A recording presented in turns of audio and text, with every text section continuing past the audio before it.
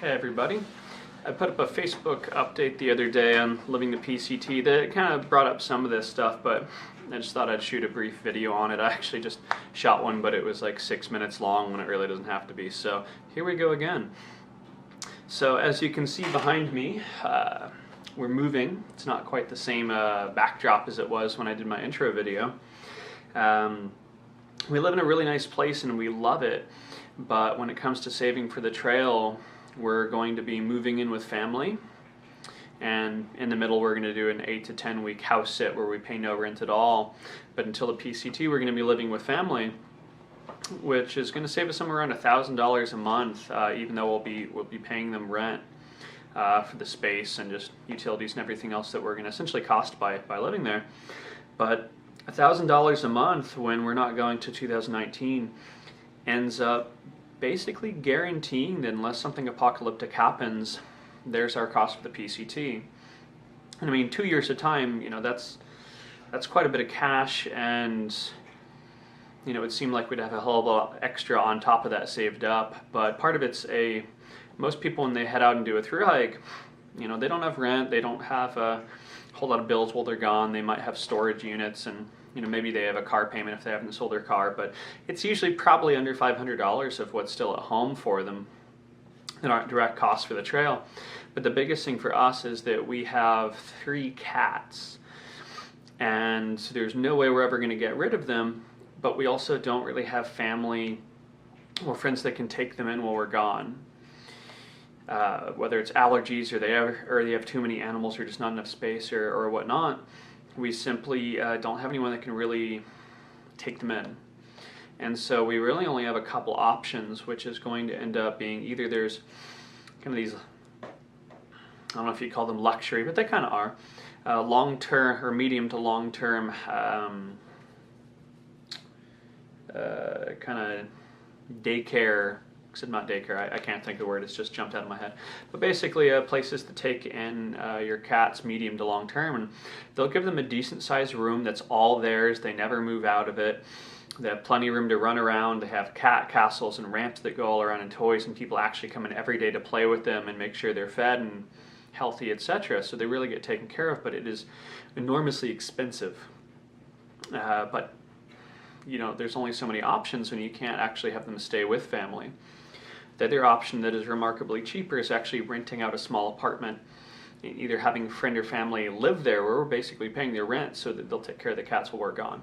And so those are really our 2 main options, and it's part of the reason, not all, but part of the reason why we have to take a couple of years to get on trail is that we have to be able to save up enough money to pay for that expense. We don't have any car loans. I own mine in full, and we'll have student loans, but while you're, we basically just get to tell them, oh, we're unemployed for 6 months, and so they'll put those on delay. There's still interest building, but we don't actually have to make payments. And so other than the cats, will be in a pretty decent position, like most people are. It's just if they've saved up enough money, awesome. And so really, if you're considering going on the trail, really look to your housing situation now. If you live on your own, consider roommates, even if you don't like it. I mean, obviously, you prefer friends than some strangers. Well, some people prefer strangers, not ruin a friendship. But, consider family, whether it's you paying rent or not. Give up some freedom now and some convenience so that you can have complete freedom when you're on the trail. If you're having, especially if you don't have an amazing job, just consider that. If it gets you on trail, is it worth it? I hope so. And so that's a big part of what we're doing, especially so you don't have to get a second job, which, you might do both. Get out there soon or make sure you have the cash, because the honest fact is finances is the biggest reason people can't get on trail or have to get off.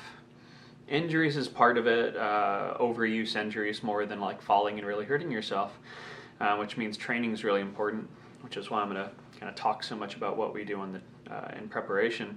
But the financial side is really honestly the biggest one. And there'll be, more resources that I'll list that really talk about that, and they're from thru hikers, so they certainly have more expertise than I do. We've just watched so many of them and researched so much that I could probably write a book on it now. That's part of why I'm here.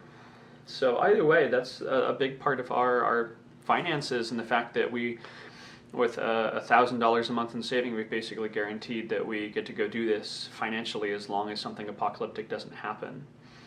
On one other side, it's not really applicable to most people, but I thought I'd bring up just because it's my situation.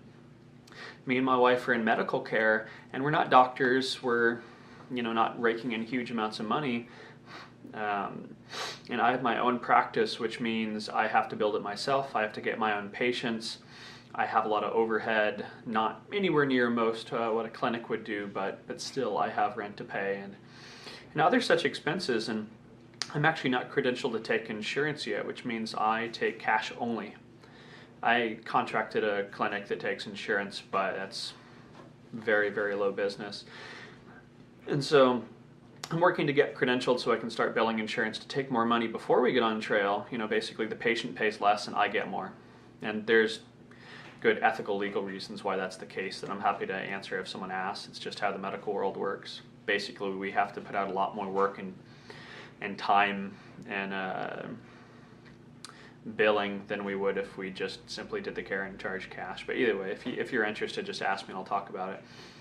But part of it's that I'm working to essentially train a protege that I do a range of movement therapy, manual therapy. A big part of my practice is functional neurology for movement rehab, so basically physical therapy, but with neurology.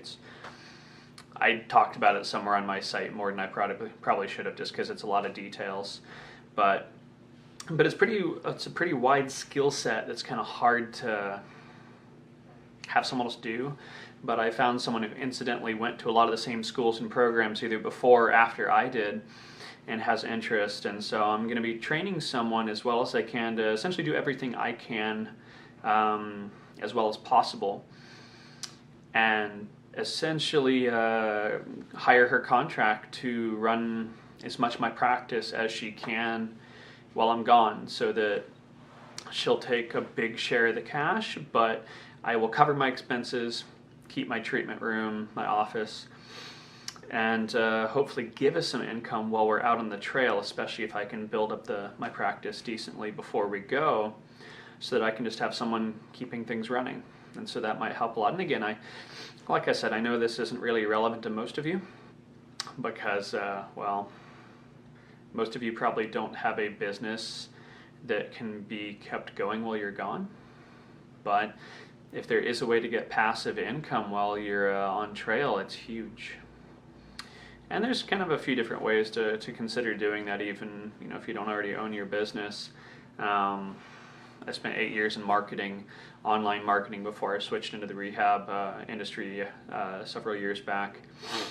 And a lot of it's really just find a way to make money, whatever that might be. And so there's some interesting things that you can do just to get some passive income going. But I'm out of that game and haven't been in there for years, so some of them may work, some may not. I don't really feel like covering that on this video. It just feels really off topic, but they're kind of things to roll around in your head if you end up getting interested. By the way, naturally I shot this video again to make it shorter, and I made it a lot longer. So I'm going to cut it off there. That's where we're at right now in our stage, is that financially we look to have this wrapped up pretty well. And unless something goes crazy, we're good to get on trail financially. We just gotta buckle down financially and keep things going, and a big chunk of the puzzle is taken care of with that.